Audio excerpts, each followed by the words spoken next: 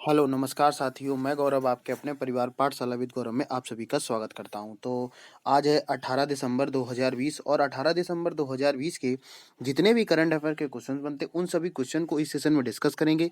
इसके साथ-साथ में उन क्वेश्चन के जो भी उसके इम्पोर्टेंट फैक्ट बनते हैं, उनको भी साथ-साथ में हम लोग डिस्कस करेंगे और इसके साथ-साथ में जो उसके स्टैटिक जीके के भी क्वेश्चन इम्पोर्टेंट फैक्ट बनते हैं, उसको भी साथ-साथ में डिस्कस करेंगे और इसके साथ-साथ में जो ये आप लोगों की क्लास है, ये एसएससी, रेलवे, बैंक एवं सभी प्रतियोगी परीक्षाओं के लिए बहुत ही इंपॉर्टेंट क्लास है, ठीक है? और जो साथी उत्तर प्रदेश के जो सुपर टेट की तैयारी उनके लिए तो बहुत ही ये स्पेशल क्लास है। तो आप सभी लोग ध्यान से देखिएगा और आप लोग अंत तक ज़रूर देखिएगा, इससे आप लोगों को कुछ ना कुछ सीखने को ज़रूर मिलेगा। और इसके साथ-साथ में जो भी साथी आज पहली बार इस चैनल से जुड़े हुए हैं, जिन्होंने अभी तक चैनल को सब्सक्राइब नहीं किया है, तो सबसे पहले नंबर पे चैनल को आप सब्सक्राइब ज़रूर कर लेंगे और इसके साथ-साथ में आप लोग बेल आइकन को ज़रूर प्रेस कर लेंगे, जिससे कि आप लोगों को डेली की डेली अपडेट इस चैनल के माध्यम से आप लोगों को मिलती रहे। तो आज का सेशन हम लोग शुरुआत करते हैं और देखते हैं हमारा जो आज का प्रश्न है, वो कौन-सा प्रश्न यहाँ पे होने वाला है। आज का प्रश्न हम लोग बात करने वाले हैं, दोहा करेगा 2023 एशियाई खेलों की मेजबानी। तो अब देखो क्वेश्चन आपको एग्जाम में किस तरीके से पूछा जाएगा। क्वेश्चन आपसे इस तरीके से पूछा जाएगा कि 2030 में जो एशियाई खेलों की मेजबानी कौन करने वाला है। क्वेश्चन आपसे ऐसे पूछा जाएगा कि 2030 की एशियाई खेलों की मेजबानी कौन करने वाला है, तो आप सभी का आंसर क्या आ जाएगा, दोहा आ जाएगा। ठीक है, यहाँ तक सभी साथियों को समझ में आ गया होगा। 2030 एशियाई खेलों की मेजबानी कौन करेगा, तो वो कौन करेगा, दोहा करेगा। अच्छा, इसके साथ-साथ में अब हम ज़रा इसके फैक्ट को भी साथ-साथ समझ लेते हैं कि इससे और फैक्ट क्या-क्या बन सकते हैं। 2000 यहाँ पे अगर बात करें 2030 के एशियाई खेलों की मेजबानी दोहा और 2034 के आयोजन की मेजबानी रियाद करेगा। तो ये भी साथ में आप लोगों को पॉइंट साथ में याद कर लेना। हो सकता है आपसे क्वेश्चन एग्जाम में पूछ ले कि 2034 की जो मेजबानी वो कौन करेगा, तो वो रियाद करेगा। ठीक है, समझ में आ गया। अब अगर यहीं पे बात कर लेते हैं, यहीं पे अगर हम बात करते हैं कतर जो है, कतर की अगर बात करें तो 2022 विश्व कप की मेजबानी करेगा। तो देख रहे हो कितने सारे क्वेश्चन आपको एक ही क्वेश्चन में यहाँ पे मिलते चले जा रहे हैं। ठीक है, जब आप ये सब नोट डाउन कर लेंगे तो आपको क्या रहेगा, हमेशा याद बना रहेगा। तो कतर की बात करें तो 2022 में होगा। इसकी अगर हम और बात करें, कतर की जो राजधानी है दोहा, दोहा ने 2023 के लिए क्या किया है, खेलों के ओलंपिक काउंसिलिंग ऑफ एशिया की आम सभा में सऊदी अरब के समकक्ष में रियाद को हराया था। और अगर इसकी बात करें तो ये मतदान कब हुआ था, 16 दिसंबर को इसका मतदान हुआ था। तो आप सभी साथियों को यहाँ से समझ में आ गया होगा कि अगर हम इसकी बात करें तो इससे कौन कौन से इंपॉर्टेंट फैक्ट बन सकते हैं। पहला तो क्वेश्चन आप लोगों को याद रखना है, 2030 का एशियाई खेलों की मेजबानी कौन करेगा, दोहा करेगा। और 2022 की बात करें तो कतर करेगा। और 2000 की अगर हम बात करें 2034 में तो कौन करेगा, रियाद करेगा। ठीक है, तो इस तरीके क्वेश्चन आपके एग्जाम में पूछे जाते हैं, को रिलेट करके आप लोगों को साथ में याद रखना है। ठीक है, यहाँ तक सभी साथियों को पूरी बात समझ में आ गई होगी। आगे बढ़ते हुए देखते हैं हमारा नेक्स्ट क्वेश्चन कौन सा यहाँ पे है। अब नेक्स्ट क्वेश्चन की बात हो रही है, यूपी सरकार ने किसान कल्याण मिशन शुरू करेगी। तो अब देखो क्वेश्चन मैंने क्या बताया, एक्चुअली क्या है कि आपके उत्तर प्रदेश की अगर हम बात करें तो आपके 2000 क्या नाम 22 की अगर हम बात करें, 2022 में क्या आपके विधानसभा के चुनाव हैं। तो यहाँ पे आप लोगों को क्या करना है कि यहाँ पे इसी तरीके से आपकी जो कई सारी योजनाएं, अभी देखना आपको 6 से 7 महीने में इतनी सारी योजनाएं को लॉन्च किया जाएगा। क्योंकि जैसे देखा होगा आपने, जिस तरीके से बिहार विधानसभा चुनाव हुए थे, तो वहाँ भी कई सारी योजनाएं लॉन्च की गई थी। तो होता क्या है कि इस तरीके की योजनाएं आप लोगों को लॉन्च करी वहाँ की जाएंगी। ये सभी योजनाएं आप लोगों को जो उस देखो सभी आपको नहीं पढ़ना है, जो आपके एग्जाम पॉइंट ऑफ व्यू से बहुत इंपॉर्टेंट है, उन्हीं को आपको याद रखना है। ठीक है, समझ में आ गया। तो आपसे क्वेश्चन ऐसे पूछा जाएगा कि अभी हाल ही में किसान कल्याण मिशन योजना कौन से प्रदेश ने क्या की है, लॉन्च की या शुरू की है। तो आप सभी का आंसर क्या आ जाएगा, यूपी सरकार ने इसको क्या किया है, शुरू किया। किसान कल्याण मिशन योजना है, अभी हाल ही में किसने यहाँ पे शुरुआत की, तो आपका आंसर क्या आ जाएगा, यूपी सरकार आएगा। अब यहाँ पे यूपी आ गया है, तो उत्तर प्रदेश से हम जरा यहाँ पे फैक्ट को भी साथ में समझ लेते हैं, फिर मैं इस क्वेश्चन का क्या करूंगा, पूरा डिटेल आपको समझाऊंगा। तो यहाँ पे बात हो रही उत्तर प्रदेश की, तो उत्तर प्रदेश के अगर हम सीएम की बात करें तो कौन है, योगी आदित्यनाथ है। अगर हम यहाँ पे आनंदीबेन पटेल की बात करें तो क्या यहाँ पे आनंदीबेन पटेल कौन है, तो आनंदीबेन पटेल कौन हो जाएंगी, तो ये आपकी हो जाएंगी कौन, राज्यपाल हो जाएंगी। ठीक है, अगर हम यहाँ पे एक और बात करें, यहाँ पे उत्तर प्रदेश में आपकी छतरी योजना भी लॉन्च की गई थी। तो इस तरीके से क्वेश्चन आप लोगों को कोरिलेट करके क्या कराना है, याद कराना है। ठीक है, यहाँ तक सभी साथियों को समझ में आ गया होगा। इसके साथ साथ में अब हम क्या करते हैं, इस क्वेश्चन के जो भी इंपॉर्टेंट फैक्ट बनते हैं उनको साथ साथ में डिस्कस करेंगे। यूपी सरकार ने किसानों की आय को दोगुना करने के लिए यहाँ पे क्या किया गया है, जो किसान कल्याण मिशन है, इसको आय को दोगुना करने के लिए एक विशेष कार्यक्रम की क्या करी गई है, शुरुआत करी गई है। इसके साथ साथ में क्या हम अगर इसकी बात करते हैं, किसान कल्याण मिशन का नाम यह कार्यक्रम राज्य के सभी विधानसभा क्षेत्रों में कवर करेगा। मैंने क्या बताया था, देखो जैसा कि पता चल रहा है कि आपका क्या है कि 2022 में चुनाव है, उसी कारण से क्या है ये विधानसभा क्षेत्र को पूरे को सभी को क्या करेगा, कवर करेगा। ठीक है, और इसके साथ साथ मिशन के तहत राज्य भर में विभिन्न कार्यक्रमों को आयोजित किया जाएगा। मतलब इसके तहत और भी सारे कई सारे कार्यक्रम हैं और उन चीज़ों को क्या किया जाएगा, इन चीज़ों को जगह जगह जाके उनको क्या किया जाए, एड किया जाएगा कि भाई आप इसमें क्या कर सकते हैं। किसान कल्याण मिशन है, ये योगी सरकार के द्वारा क्या करी जा रही है, लॉन्च की गई है। कृषि और सहयोगी क्षेत्र में प्रदर्शनियों का आयोजन किया जाएगा और जिसमें एमएसएमई क्षेत्र की इकाइयों को आजीविका मिशन के उत्पाद को शामिल होंगे। तो इस तरीके के क्वेश्चन आपसे एग्जाम में पूछ लिया जाएगा कि अभी हाल ही में किसान कल्याण मिशन है, ये कहाँ पे शुरू हुआ किया गया, तो आपका आंसर क्या हो जाएगा, यूपी गवर्नमेंट यहाँ पे आंसर हो जाएगा। ठीक, सभी साथियों को यहाँ तक समझ में आ गया होगा। अब यहीं पे अगर हम एक और बात करते हैं, अभी कुछ ही दिन पहले क्या किसान कल्याण, अभी हाल ही में क्या किया गया, किसान कल्याण मिशन शुरू किया गया है। और कुछ दिन पहले 8 से 10 दिन पहले मैंने आपको एक क्वेश्चन कराया था, मिशन रोजगार की जो है, मिशन रोजगार आपका कहाँ पे शुरुआत किया गया, यूपी सरकार के द्वारा ये आपका लॉन्च किया गया था। ठीक है, मिशन रोजगार। ठीक, आगे बढ़ते हैं जरा। अब हम देखते हैं कि आज का हमारा नेक्स्ट क्वेश्चन कौन सा यहाँ पे है। अब नेक्स्ट क्वेश्चन की यहाँ पे बात हो रही, पीएम ने कच्छ में दुनिया के सबसे बड़े नवीनीकरण ऊर्जा पार्क का यहाँ पे उद्घाटन कर दिया है।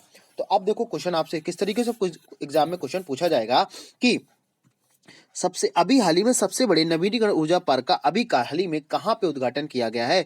दुनिया के सबसे बड़े नवीनीकरण ऊर्जा पार्क का अभी हाल ही में कहाँ पे उद्घाटन किया गया, तो आप सभी का आंसर क्या आएगा, कच्छ आएगा।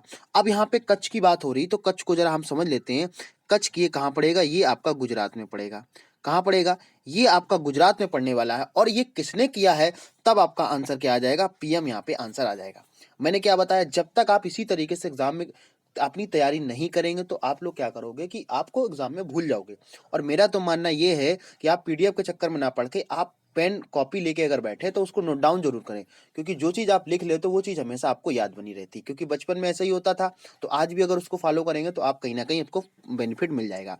तो क्वेश्चन कैसे पूछा जाएगा कि अभी हाल ही में दुनिया के सबसे नवीनीकरण ऊर्जा पार्क का उद्घाटन किया गया है, तो आप सभी का आंसर क्या आ जाएगा, तो आप सभी का आंसर आएगा कच्छ, यानी कि गुजरात में इसको किया गया। अब जरा इसके कौन कौन से इसके फैक्ट बन लेते हैं उसको भी साथ में समझ लेते हैं, क्योंकि उसके साथ साथ में आप लोगों को जो इंपॉर्टेंट फैक्ट बनते हैं वो भी साथ में तैयार करना होता है, क्योंकि उन्हीं से क्वेश्चन पूछ लेता है। अब आपने जितने भी टीचर्स हैं वो आपको ये तो बता देंगे कि दुनिया का सबसे बड़े नवीनीकरण ऊर्जा पार्क का अभी हाल ही में उद्घाटन किया, वो कहाँ, गुजरात है। लेकिन उसके जो और फैक्ट बनते हैं उनको भी साथ साथ में आप लोगों को तैयार करना होता है। ठीक है, समझ में आ गया। तो यहाँ पे अगर हम बात करें, ये गुजरात में किया गया, ठीक है। और अगर हम इसकी बात करें कि क्षमता कितनी है, तो 30,000 मेगावाट की इसकी क्षमता है। कितने हैं, 30,000 मेगावाट की इसकी क्षमता है। और ये क्या करेगा, ये नवीनीकरण ऊर्जा की पार्क की आधारशिला यहाँ पे रखी गई है। और अगर इसकी बात करें तो बनने के बाद ये दुनिया में अपनी तरह का सबसे बड़ा नवीनी पार्क होगा। ये आपको क्या करना, स्टार लगा के आपको नोट डाउन कर लेना, क्योंकि इसी तरीके से क्वेश्चन पूछा जाता है। अगर हम इसकी और बात करते हैं तो ये 2030 में 450 गीगावाट यानी कि 4,50,000 मेगावाट का बिजली पैदा करने के लिए भारत को सपने को पूरा करेगा। अब आपसे क्वेश्चन इसी तरीके से पूछ लिया जाएगा कि अभी हाल ही में जो दुनिया का सबसे बड़े नवीनीकरण ऊर्जा पार्क का उद्घाटन किया गया है, इसमें 2030 का क्या लक्ष्य रखा गया है, तो आप सभी का आंसर क्या हो जाएगा, 450 गीगावाट इसका सही आंसर यहाँ पे हो जाएगा। और इसकी फैक्ट की अगर हम बात करते हैं तो इसका निर्माण जो है भारत और पाकिस्तान सीमा के पास खवांडा और विकगोट गांवों के बीच में किया जा रहा है। और इसमें अगर हम बात करें तो 72,600 हेक्टेयर की यहाँ पे क्षेत्र को पवन ऊर्जा और सूर्य ऊर्जा के क्षेत्र में होंगे।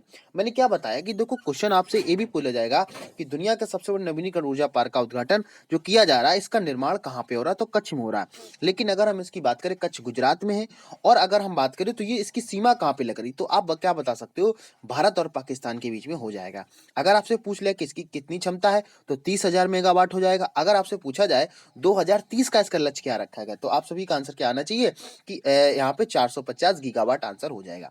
मैंने आप सभी को क्या बताया कि आप लोग अगर ध्यान से क्वेश्चन को अगर पढ़ते रहते हैं, क्वेश्चन को साथ में नोट डाउन कर लेते हैं, तो मैं विश्वास दिला रहा हूं कि यहां से आपका करंट अफेयर का एक भी क्वेश्चन स्किप नहीं होगा और आप बिल्कुल सही करके आएंगे। और जो साथी सुपर टेट की तैयारी कर रहे हैं उनके लिए तो ये सेशन बहुत इंपॉर्टेंट है, क्योंकि आपके सुपर टेट में ये मान के चलिए कि 30 मार्क्स का आपका क्या आता है, करंट अफेयर आता है। ठीक है, तो आपको करना क्या है कि आपको क्वेश्चन को डेली की डेली नोट डाउन करना और फिर आप नोट डाउन करते रहेंगे और फिर इसके साथ साथ में आप रिवीजन करेंगे तो आपको पूरा कॉन्सेप्ट यहाँ पे याद हो जाएगा। सभी साथियों को पूरी बात यहाँ पे समझ में आ गई होगी। आगे बढ़ते हो, देखते हैं हमारा नेक्स्ट क्वेश्चन कौन सा यहाँ पे। अब नेक्स्ट क्वेश्चन की बात हो रही है ऑनलाइन रीडिंग पोर्टल टाडा हुआ लॉन्च। समझ में आ गया।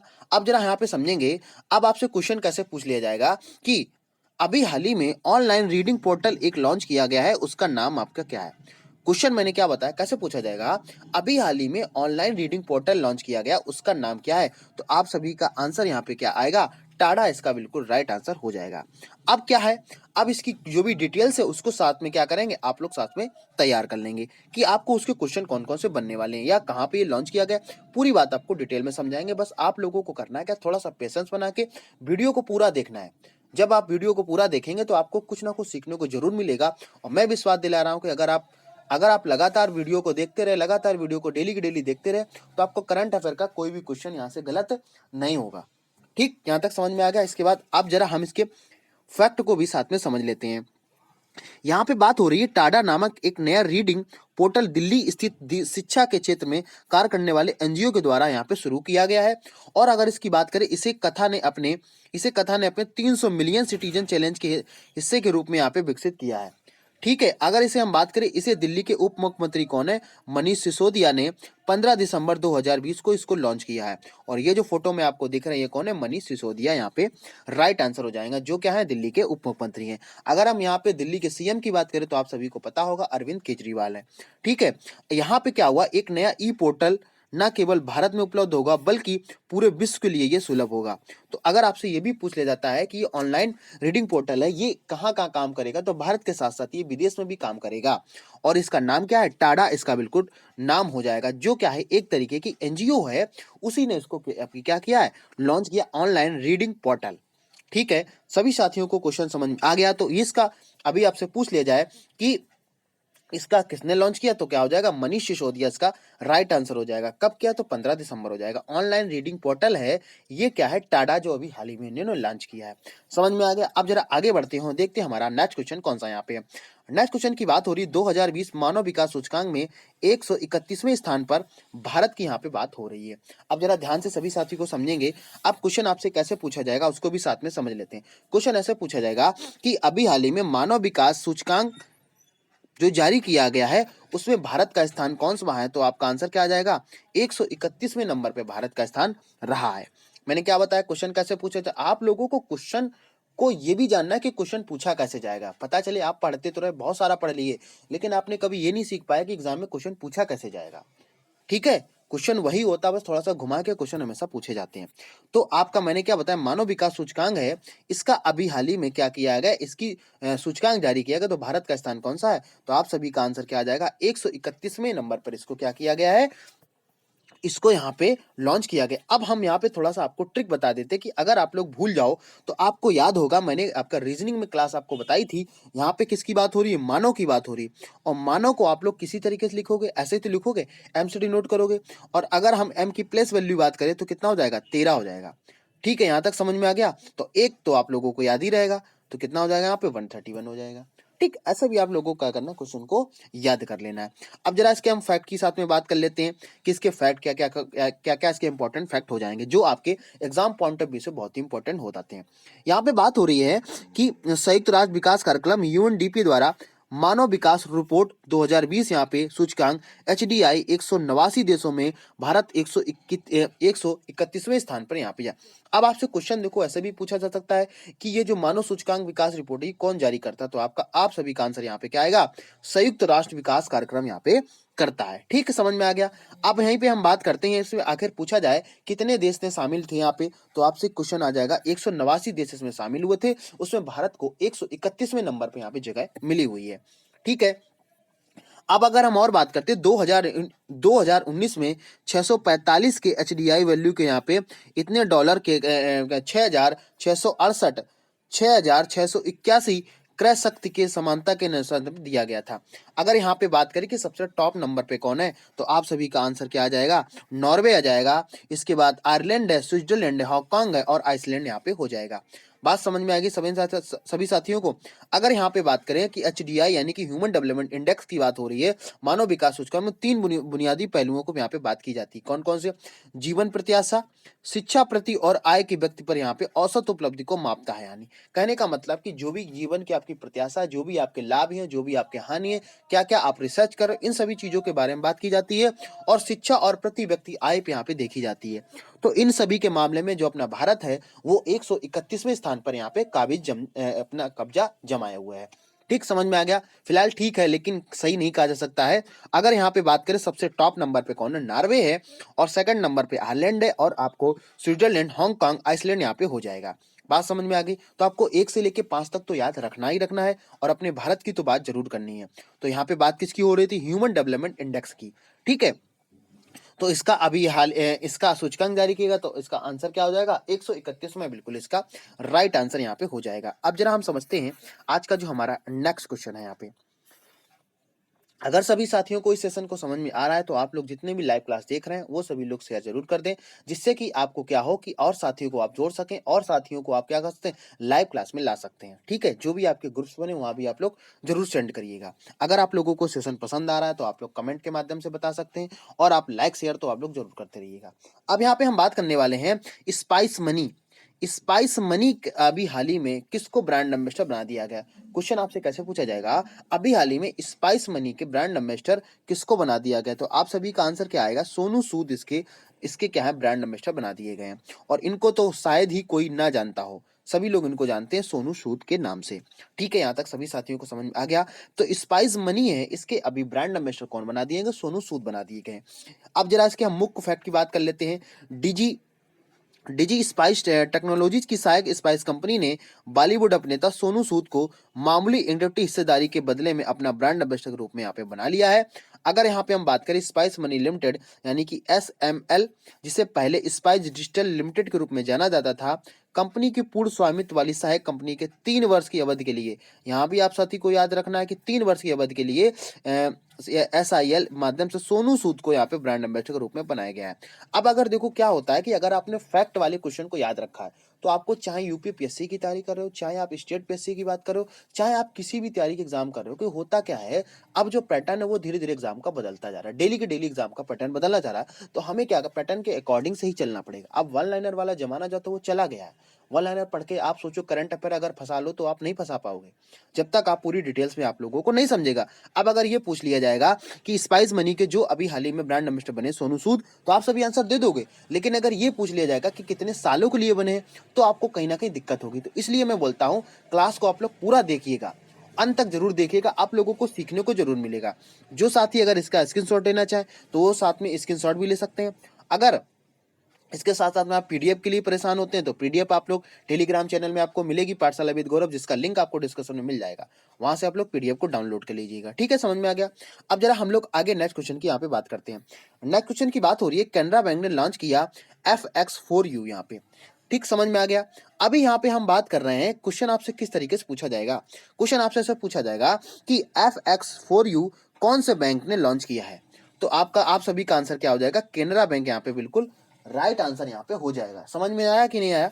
अच्छा, इसके बाद आगे जरा हम समझ लेते हैं कि इससे और कौन कौन से क्वेश्चन आपके बन सकते हैं या कौन कौन से इसके इंपॉर्टेंट फैक्ट बन जाते हैं। यहाँ पे बात हो रही है, केनरा बैंक ने इंटरनेट बैंकिंग के माध्यम से 4x4U लॉन्च किया है, जो उपयोगकर्ताओं को विदेशी मुद्रा लेन देन को अपनी आसानी से प्रबंधित करने के लिए संभालने की मदद करेगा। यहाँ पे अगर हम बात करें FX4U की, अगर पूछ ले जाए कि आखिर इसका मेन उद्देश्य क्या है, तो ये जो विदेशी फॉरेन जो मुद्रा लेन देन होता उसमें ये काम करेगा। तो ये किसने अभी हाल ही में लॉन्च किया? केनरा बैंक ने इसको लॉन्च किया। क्या है? 4x4U। ठीक है, यहाँ पे समझ में आ गया होगा। अगर हम इसकी और बात करते हैं, सभी पात्र व्यक्तिगत सहायक फीमा के नियमों के अनुसार प्रेषण सुविधाओं को यहाँ पे उपयोग कर सकेंगे। अगर यहाँ पे हम बात करते, एक बार LC मॉडल सक्रिय होने के बाद कॉर्पोरेट ग्राहक इंटरनेट बैंकिंग के माध्यम से दस्तावेजों के साथ LC अनुप्रयोगों को जमा कर सकता है। ये यहाँ पे अगर लॉन्च किया गया है तो इसको आपको क्या याद रखना है कि विदेशी मुद्रा के लेन देन के लिए क्या इसको जारी किया गया। अब देखो हो गया, क्वेश्चन आपसे ऐसे भी पूछा जा सकता है, कैनरा बैंक ने अभी हाल ही में FX4U लॉन्च किया है, ये किसके लिए काम करेगा? तो आप सभी का आंसर क्या हो जाएगा? विदेशी मुद्रा के लेन देन को क्या करेगा? ये आसानी बनाएगा। और ये क्या है? केनरा बैंक का लोगो। सभी साथियों को आई थिंक मुझे उम्मीद है कि सभी साथियों को सेशन पसंद आ रहा होगा। ठीक है, अगर आप लोगों को सेशन पसंद आ रहा है तो आप लोग लाइक शेयर कमेंट जरूर करिएगा। आज की हम नेक्स्ट क्वेश्चन की बात करने वाले हैं कि नेहरू जूलॉजिकल पार्क को आईएसओ सर्टिफिकेशन यहाँ पे मिल गया है। अब जरा समझते हैं यहाँ पे। अब क्वेश्चन आपसे कैसे पूछा जाएगा कि अभी हाल ही में कौन से पार्क को, क्वेश्चन में जो मैं बता रहा हूँ क्वेश्चन आप लोगों को ध्यान से समझना होता है। अगर आप लोग नोट डाउन कर रहे हैं तो आप लोग कॉपी में साथ में नोट डाउन करते चलिएगा। क्वेश्चन क्या पूछा जा रहा है, आप लोग वीडियो को पॉज करिएगा, पॉज करने के बाद में या फिर आप क्या कर सकते हैं, जब क्लास आपकी ओवर हो जाए तब आप लोग नोट जरूर करिएगा। इसके साथ हमने क्वेश्चन आपसे देखो कैसे पूछा जाएगा कि अभी हाल ही में कौन से पार्क को आईएसओ सर्टिफिकेट मिल गया। यहाँ पे कुछ ध्यान से क्वेश्चन को समझिएगा।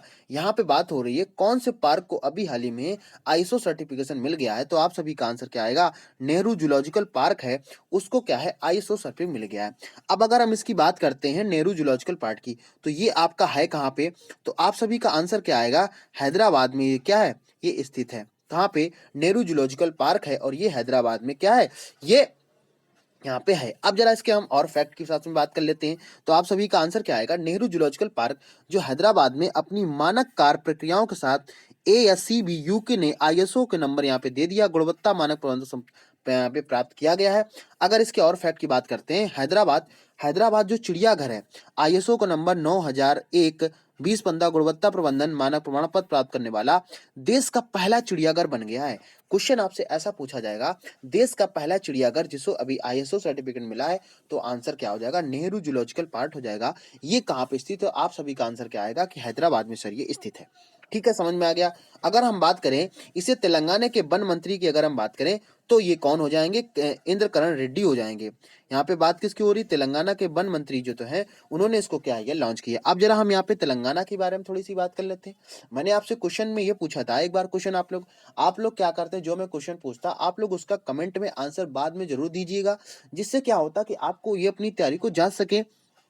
ठीक है, समझ में आ गया। तो मैंने आपसे क्वेश्चन एक बार ये पूछा था कि तेलंगाना का गठन कब हुआ था, तो कई सारे साथियों ने कमेंट करके बताया भी था उसका गठन कब हुआ था, 2014 में इसका गठन हुआ था।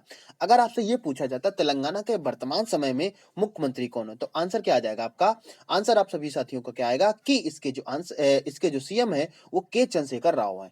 पहले कौन थे, यही पहले भी थे। तो क्वेश्चन आपसे किसी भी तरीके से पूछा जा सकता है, आप लोगों को पूरा प्रिपेयर होकर तैयारी को करना है। ठीक है, यहाँ तक सभी साथियों को समझ में आ गया होगा। अब जरा हम लोग आगे बात करते हैं। अगला बात है यहाँ पे भारतीय उद्यमी ने जीता एक पुरस्कार। अब वो क्या है जरा इसको साथ में समझेंगे।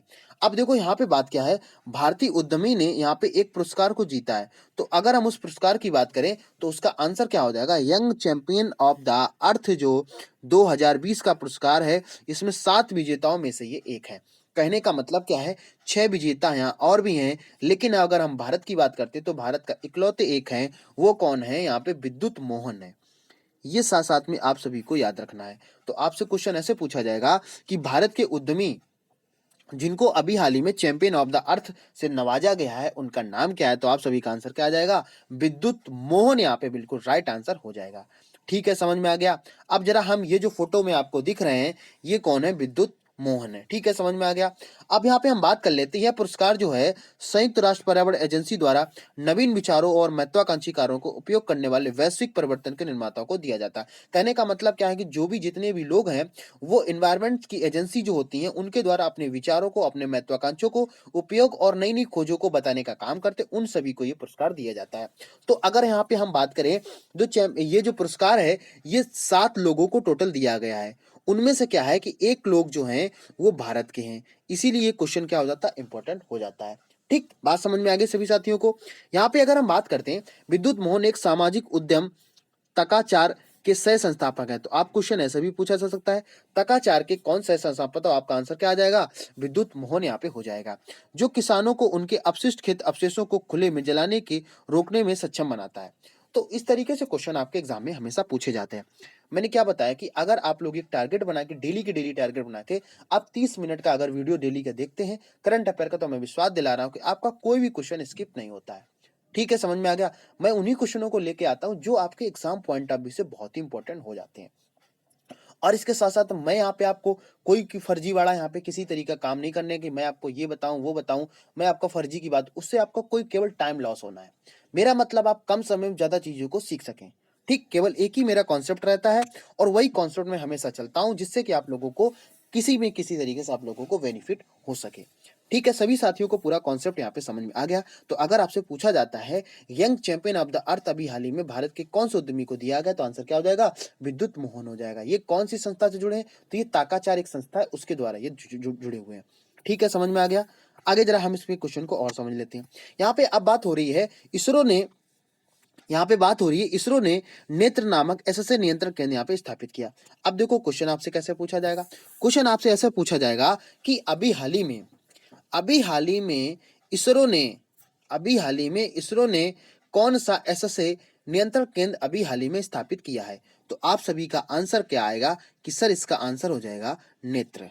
बात समझ में आ गई। कहने का तात्पर्य यहाँ पे क्या है कि क्वेश्चन को देखो किसी भी तरीके से पूछा जा सकता है, बस आपने अगर डिटेल्स में पढ़ा है तो आपका कोई क्वेश्चन गलत नहीं होगा। और यही होता है तरीका भी पढ़ने का, एक यही होता कि आप लोग वन लाइनर के पीछे हमेशा पड़े रहते हैं, वन लाइनर के पीछे हमेशा पड़े रहते हैं, लेकिन क्वेश्चन वन लाइनर वाला अब नहीं आता है। अब क्या होता है, उसके अंदर जो डिटेल्स होती है वहां से क्वेश्चन आप लोगों से पूछ ले जाता है। समझ में आ गया। तो क्वेश्चन आपसे कैसे पूछा जाएगा, अभी हाल ही ने इसरो ने एसएसए नामक केंद्र यहाँ पे स्थापित किया, उसका नाम क्या है? तो आप सभी का आंसर क्या आ जाएगा? नेत्र, बिल्कुल इसका राइट आंसर हो जाएगा। समझ में आ गया। पूरी बात यहाँ पे कॉन्सेप्ट आपको समझ में आ गया होगा। अब जरा हम डिटेल्स में इसको समझ लेते हैं कि आखिर इसकी हमारी जो डिटेल्स है इसमें और क्या क्या क्वेश्चन बन जाते हैं। यहाँ पे बात हो रही है कि इसरो ने अपने बेंगलोर में पीनिया में अपने एसआर परिषद में नेत्र नामक समर्पित किया है। और एसएसए की बात करें तो अंतरराष्ट्रीय स्थिति जागरूकता नियंत्रण केंद्र की स्थापना की गई है। इसके साथ साथ में अगर हम बात करें एसएसए की, अगर हम बात करें तो यहाँ पे ऑर्बिट में स्थित ऑब्जेक्ट मानव निर्मित प्रकृति को ट्रैक करने का विज्ञान है और केवल अमेरिका, रूस और यूरोप में यह सुविधा है। मतलब इससे पहले ये सुविधा कहाँ पे थी? तो आपका आंसर क्या आ जाएगा? तो ये अमेरिका हो जाएगा, रूस हो जाएगा, यूरोप में हो जाएगा और ये सुविधा यहाँ पे लॉन्च करी गई। अगर यहाँ पे हम बात करें कि नेत्र जो है, नेत्र का पूरा नाम क्या हो जाएगा? तो आपका आंसर क्या आ जाएगा? Network for space objective tracking and analysis. तो ये भी साथी साथियों को क्या करना है, इसके साथ साथ में कभी कभार क्या होता है कि आपसे इसका फुल फॉर्म भी पूछ लेता है कि नेत्र जो है इसमें पूरा नाम क्या हो जाएगा। तो आपका आंसर क्या आ जाएगा? Network for space object tracking and analysis इसका राइट आंसर हो जाएगा या इसका फुल फॉर्म हो जाएगा। ठीक है, इसमें अगर हम बात करें तो ये रडार पे काम करता है, ऑप्टिकल टेलीस्कोप सुविधा को नियंत्रण के यहाँ पे केंद्र को होगा। तो कुछ इस तरीके से क्वेश्चन एग्जाम में पूछा जाता है। तो अगर आपसे पूछा जाए प्रोजेक्ट जो नेत्र है ये अभी हाल ही में किसके द्वारा लॉन्च किया गया, तो आंसर क्या आ जाएगा? इसरो के द्वारा इसको लॉन्च किया गया है। ठीक है, समझ में आ गया सभी साथियों को पूरा कॉन्सेप्ट। मुझे उम्मीद है कि समझ में आ रहा होगा। अगर आप लोगों को सेशन समझ में आ रहा है तो आप लोगों से बस एक ही रिक्वेस्ट है कि नए साथियों को जोड़िएगा और लोगों को बताइएगा करंट अफेयर की इतनी इंपॉर्टेंट क्लास जो होती है वो आपके लिए इंपॉर्टेंट हो जाती है। ठीक है, सभी साथियों को यहाँ पे पूरी बात समझ में आ रही होगी।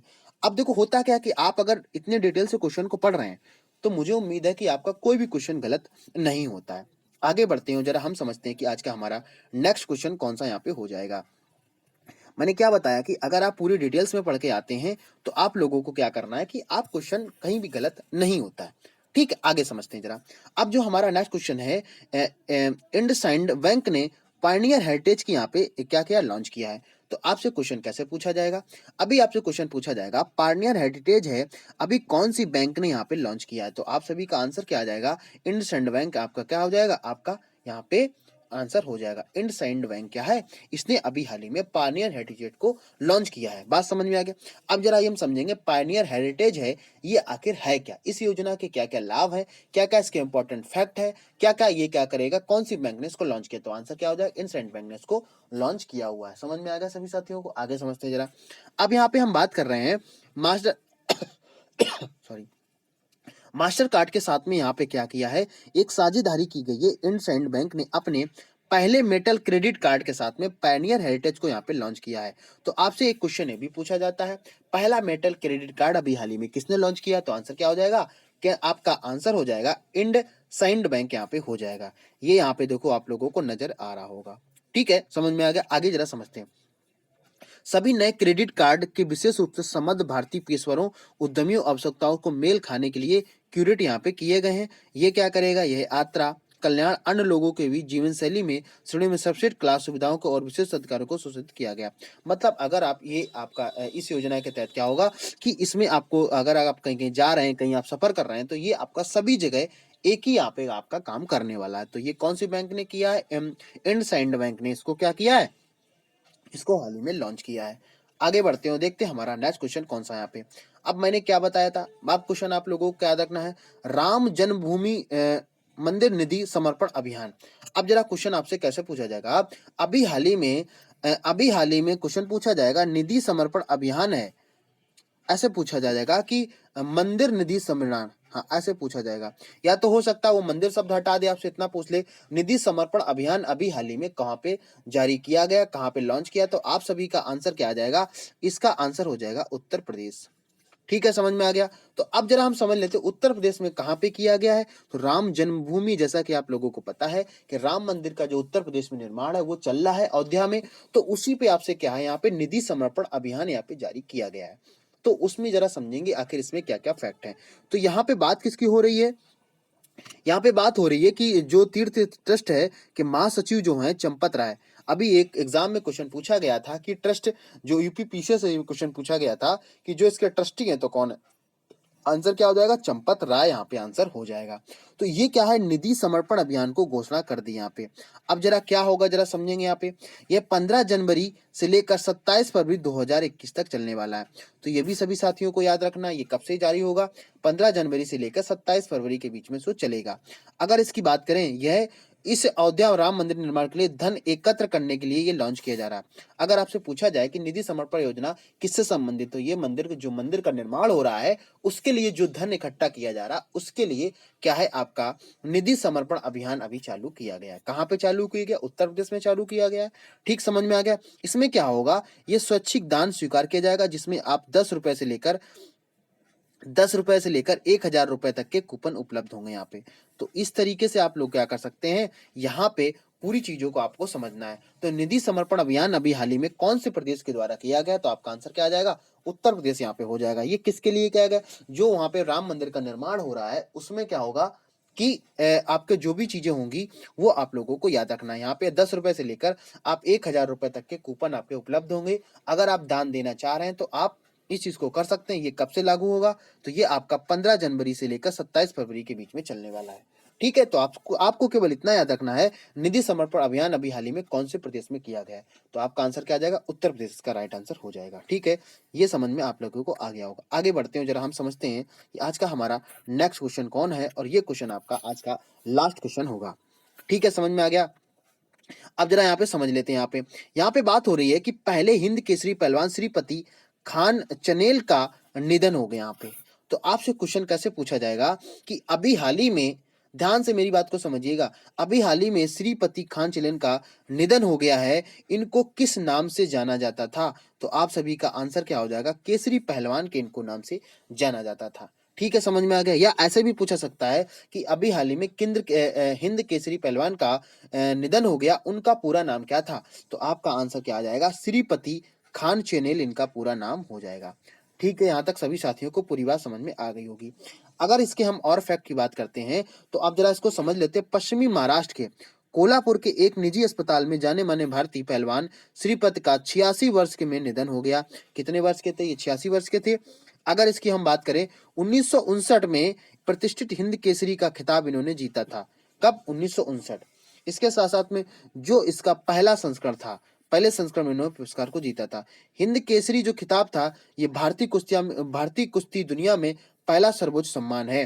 तो ये भी आप लोगों को याद रखना है कि केसरी में पहला कुश्ती में पहला सर्वोच्च सम्मान कौन सा है, तो आंसर क्या हो जाएगा, हिंद केसरी सम्मान यहाँ पे है। अगर ये बात करें, ये महाराष्ट्र सरकार द्वारा प्रस्तुत शिव छत्रपति पुरस्कार के रूप में प्राप्तकर्ता भी थे। इनको शिव छत्रपति पुरस्कार से भी नवाजा गया है। अगर इसकी मूल निवासी की बात करें तो एक संबा बेलगाम के ये रहने वाले थे। मैंने क्या बताया, और देखो ये फोटो में आप लोगों को उस समय जब इनको ये पुरस्कार प्रदान किया गया था, तब ये देखो आपको नजर आ रहा होगा, ये पुरानी फोटो है हिंद केसरी जिसपे लिखा हो, ये वर्तमान की फोटो है। ठीक है, तो सभी साथियों को पूरा कॉन्सेप्ट मेरा समझ में आ गया होगा कि हिंद केसरी के नाम से कौन प्रसिद्ध है, तो आंसर क्या आ जाएगा, श्रीपति खान चनेले। इनका अभी हाल ही में क्या है, निधन हो गया। ये कहाँ के रहने वाले थे, तो आप सभी का आंसर आंसर क्या आ जाएगा, महाराष्ट्र के ये रहने वाले थे। कितनी वर्ष की उम्र में निधन हुआ, तो 86 वर्ष के ये इन पे निधन हुआ है। बात समझ में आ गई कि नहीं आ गई? आगे जरा बढ़ते हैं और जरा समझते हैं कि आप लोगों को किस तरीके से क्वेश्चन याद रखने हैं। ठीक है, समझ में आ गया। अब मैं आप सभी साथियों से उम्मीद करता हूं कि आप लोगों को जो सेशन है वो पूरा समझ में आया होगा। अब थोड़ा सा आप लोगों का और टाइम यहाँ पे कि आप लोगों को क्या क्या चीजें किस तरीके से समझनी है यहाँ पे। अब आप लोगों को लिए करना है, जो भी साथी अभी तक इस चैनल पे बिल्कुल ही नए हैं तो ये वीडियो को लास्ट अंत तक जो आप लोगों को देखना, उसके लिए बहुत बहुत धन्यवाद। लेकिन आप लोग करना क्या है कि अगर आप ऐसा ही वीडियो डेली की डेली चाहते हैं कि मुझे इस तरीके के जो कॉन्सेप्ट है, कॉन्सेप्टुअल चीजें जो है वो समझ में आती रहे, क्या क्या चीजें होंगी, तो आप लोगों को क्या करना है, चैनल को आप लोगों को सब्सक्राइब जरूर कर लेना है। और इसके साथ साथ में आप लोगों को पास में बेल आइकन बना होगा, वहां भी आप लोगों को प्रेस करना, जिससे कि आप लोगों को डेली की डेली अपडेट यहाँ से प्राप्त होती रहे। ठीक है, समझ में आएगा। इसके साथ साथ में आप लोग क्या कर सकते हैं, ज्यादा से ज्यादा आप लोग लाइक करिएगा। लाइक करने के बाद में आप शेयर तो जरूर करिएगा, जिससे कि आप लोगों को ये और भी साथी को आप जोड़ सकते हैं। ठीक है, समझ में आ गया। अब सोचो आपको अपने परिवार को इतना बड़ा करना है, किस तरीके से करना है ये मैंने आप सभी साथियों पे छोड़ रखा है। ठीक है, समझ में आ गया। और आप लोगों को कमेंट के माध्यम से जरूर बताना कि आज का सेशन आप लोगों को कैसा लगा, क्या क्या चीज आपने सीखी और क्या और अदर जो चैनल्स हैं, जो अदर टीचर्स हैं, उनसे आपने क्या नया सीखा यहाँ पे। मेरे जो पढ़ाने का तरीका कुछ आप लोगों को अगर समझ में आ रहा है तो आप लोग कमेंट के माध्यम से अपनी बात को रखिएगा कि मुझे सेशन पसंद आ रहा है या नहीं पसंद आ रहा, क्या किस तरीके से चीजें इसमें हो रही हैं।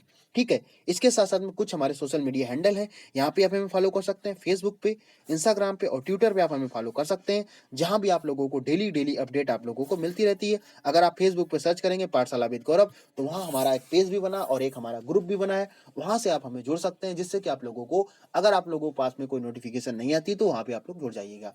और आपके इसी लिंक के डिस्कशन में वहां पे सभी की लिंक्स दे रखी हैं, फेसबुक की लिंक मिलेगी आपको, ट्विटर की लिंक मिलेगी, सभी साथियों को यहाँ पे लिंक आप लोगों को साथ में मिल जाएगी। ठीक है, इस तरीके से चीजों आप लोगों को समझना है और समझने के साथ साथ में आप लोगों को अप्लाई भी करना है। ठीक है, क्योंकि अब आपके एग्जाम आप लोगों के बिल्कुल ही टाइम आप लोगों का नहीं बचा है। ठीक, आज जैसा कि आज कितनी हो गई आपकी 18 तारीख हो गई है और मैं रेलवे एनटीपीसी पे इस समय फोकस कर रहा हूं, तो 10 दिन आप लोगों को ये मान के चलिए कि आप लोगों के बचे हुए हैं। तो अब आज मैं आप लोगों के लिए शाम तक 10 दिन का स्ट्रेटजी प्लान भी लेके आ रहा हूं, तो वो क्लास भी आप लोगों को देखना है कि 10 दिन में आप लोगों को क्या क्या चीजें छोड़नी है, क्या क्या चीजें आप लोगों को पढ़नी है। ठीक है, यहाँ तक सभी साथियों को पूरा चीजें समझ में आ गई होंगी। और जिन साथियों ने अभी तक रीजनिंग की अब क्लासेस नहीं देखी हैं तो वो लोग प्लेलिस्ट बनी हुई है, आप लोग जाइएगा, पूरी की पूरी प्लेलिस्ट आप लोगों को साथ में मिल जाएगी। ठीक है, पूरी बात यहाँ पे सभी साथियों को समझ में आ गई कि आप लोगों को कैसे कैसे चीजों को तैयार करना है। ठीक, समझ में आ गया सभी साथियों को। इसके साथ साथ में ठीक है, फिर मिलते हैं किसी नेक्स्ट वीडियो में नेक्स्ट अपडेट के साथ में। तब तक के लिए आप लोग खुश रहिए और पढ़ते रहिए।